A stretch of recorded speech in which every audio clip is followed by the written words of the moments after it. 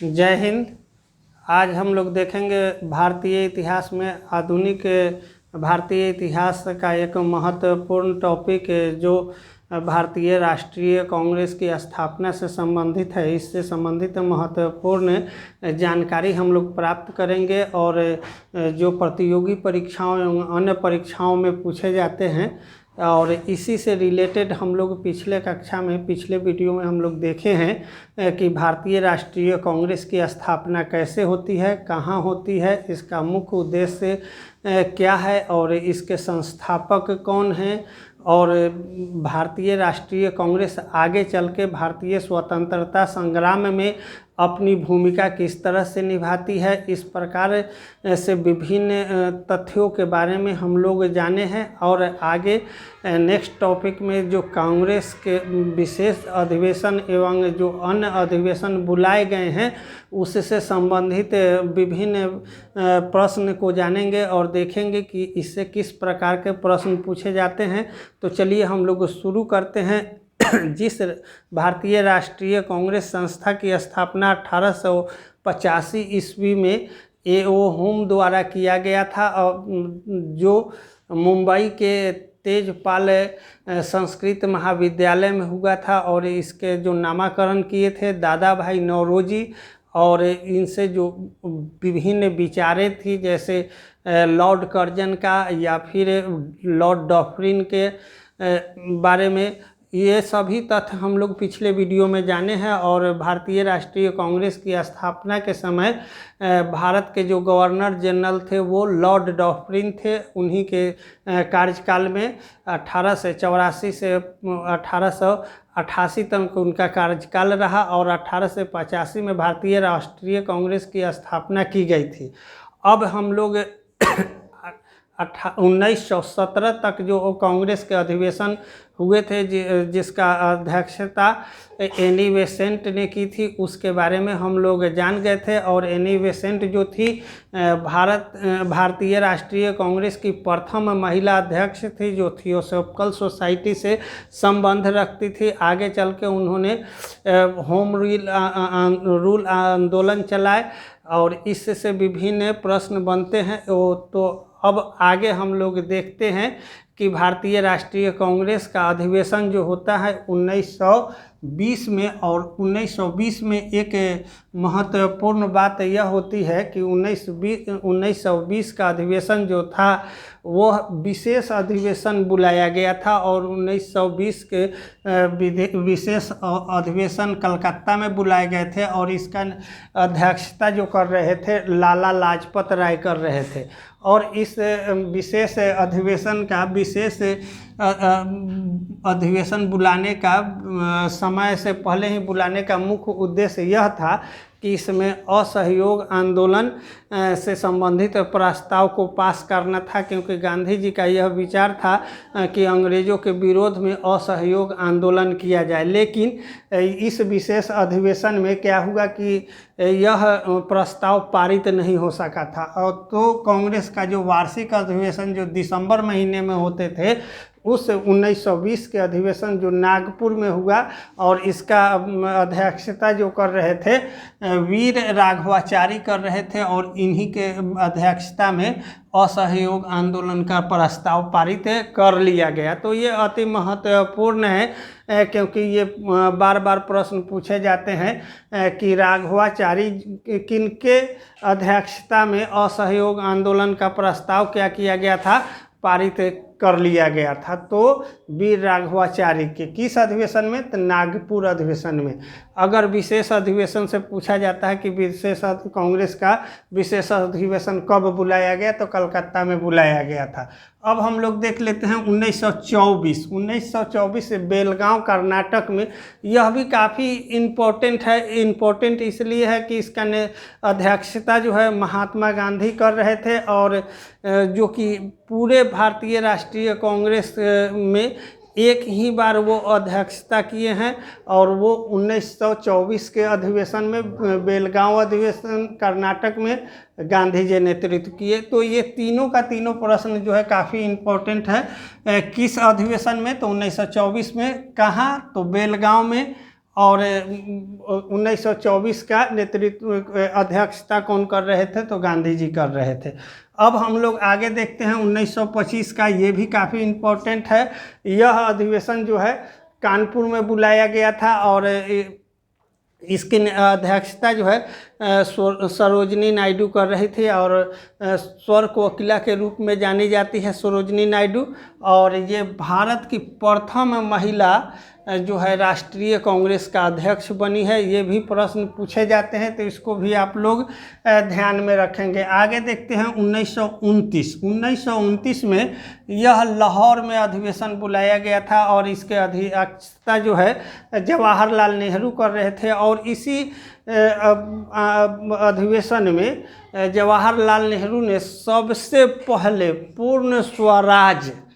पूर्ण स्वराज का मांग किया था। पूर्ण स्वराज का मतलब मांग किए थे। तो इस पूर्ण स्वराज के कारण ये काफ़ी इम्पोर्टेंट हो जाता है, तो आपको ध्यान रखना है क्योंकि ये प्रश्न पूछे गए हैं कि किस अधिवेशन में पूर्ण स्वराज की मांग की गई। तो 1929 के अधिवेशन में कहाँ पे? तो लाहौर में। और किसके द्वारा पूर्ण स्वराज की मांग किया गया? तो पंडित जवाहरलाल नेहरू के द्वारा मांग किया गया और जो कि आगे चल के भारत के प्रधानमंत्री बने हैं। इससे भी काफ़ी ये महत्वपूर्ण हो जाता है। 1931 का अधिवेशन कराची में बुलाया गया था और कराची में इसके अध्यक्षता जो कर रहे थे सरदार वल्लभ भाई पटेल कर रहे थे। और उन्होंने सरदार वल्लभ भाई पटेल ने भारतीय राष्ट्रीय कांग्रेस में सबसे पहले मौलिक अधिकार का प्रस्ताव पारित किया। अब पूर्ण स्वराज के बाद क्या हुआ? मौलिक अधिकार का भी प्रस्ताव पारित कर लिया गया और इसी में गांधी जी ने यह कहा था कि गांधी को मारा जा सकता है परंतु गांधीवाद को नहीं। उन्होंने सबसे पहले यह कहा कि गांधी को मारा जा सकता है परंतु गांधीवाद को नहीं मारा जा सकता है। तो इस अधिवेशन की ये मुख्य विशेषता है कि 29 में क्या है कि जवाहरलाल नेहरू बनते हैं और 30 में कराची अधिवेशन में सरदार वल्लभ भाई पटेल बनते हैं जो कि ये भारत के प्रधानमंत्री हैं और ये उप प्रधानमंत्री बने आज़ादी के बाद। अब हम लोग देख लेते हैं 1937 फैजपुर में।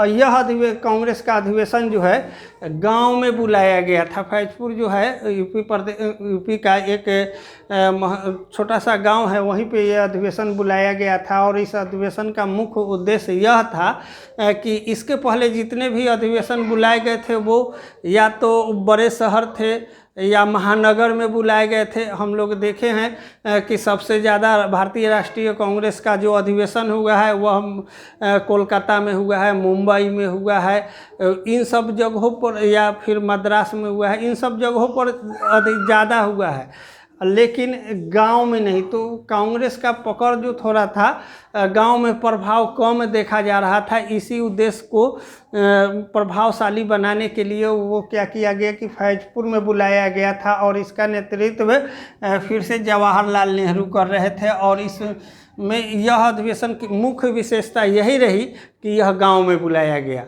तो यह भी प्रश्न पूछा जाता है कि कौन सा भारतीय राष्ट्रीय कांग्रेस का प्रथम अधिवेशन था जो गांव में बुलाया गया था? तो फैजपुर का ध्यान रखिएगा। अब हम लोग देख लेते हैं एक मोस्ट इम्पोर्टेंट है 1938 और 39। यह इम्पोर्टेंट इसलिए हो गया कि 1938 का अधिवेशन जो हो रहा था उसके नेतृत्व अर्थात अध्यक्षता जो कर रहे थे वो सुभाष चंद्र बोस कर रहे थे और यह अधिवेशन हरिपुर में बुलाया गया था।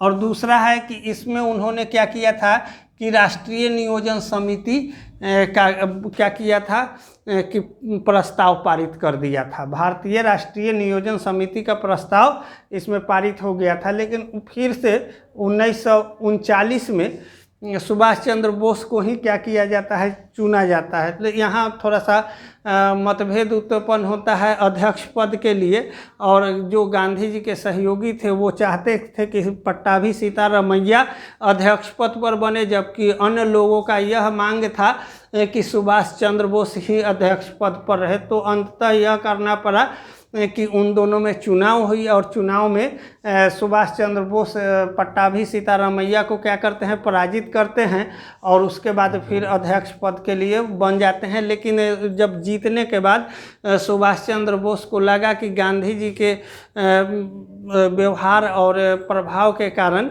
क्या हुआ, उन्होंने अध्यक्ष पद से त्यागपत्र दे दिया। तो उन्होंने 1939 के क्या हुआ, त्रिपुरी जो अधिवेशन था उस अधिवेशन में उन्होंने त्यागपत्र दिया। तो ये भी प्रश्न बन जाता है, पूछा जाता है। तो त्यागपत्र दिया, उसके बाद कौन बने, त्यागपत्र देने के बाद यह अध्यक्ष पद किनको दिया गया, डॉक्टर राजेंद्र प्रसाद को, और उसकी अध्यक्षता डॉक्टर राजेंद्र प्रसाद ने किया। तो यहाँ इसलिए 39 का महत्वपूर्ण हो जाता है क्योंकि पट्टाभी सीतारामैया क्या हो गए थे, पराजित हो गए थे। आगे हम लोग देख लेते हैं 1940 से 45। 1940 से 45 का अवधि ये एक साथ इसलिए लिखा गया है कि इस समय क्या होता है, भारत में भारत छोड़ो आंदोलन चल रहा था, उधर द्वितीय विश्व युद्ध भी चल रहा था। बिल्कुल ही माने इस तरह से आंदोलन इतना उग्र था कि उस समय अधिवेशन बुलाना थोड़ा सा टफ था, कठिन था।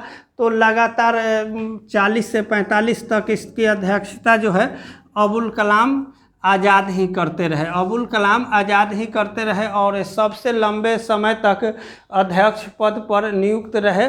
तो अगर यह सबसे लंबा समय तक पूछा जाए तो अबुल कलाम आज़ाद को हम लोग बताएंगे।